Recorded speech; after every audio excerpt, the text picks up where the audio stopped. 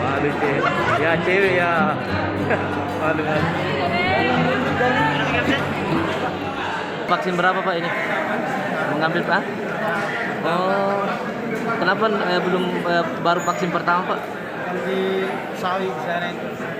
Oh, memang dari mana Pak? Dari Samarinda. Dari Samarinda ya. Kerja pekerjaan apa? Kelapa sawit. Oh, di sana tidak ada vaksin dia. Sekarang mau balik Pak? Ya, Mau balik ke Samarinda? Dari Polmas. dari Polmas mudik. Ini yang datang vaksin di pelabuhan ini berapa jumlahnya Bu? Untuk hari ini sekitar 50.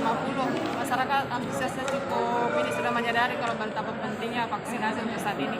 Oh. Dan saat ini kami ada beberapa kami siapkan, dosis 1, dosis 2, dan booster.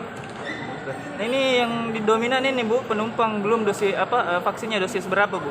Penumpang yang ini dominan untuk ini hari, dosis 2 dengan booster.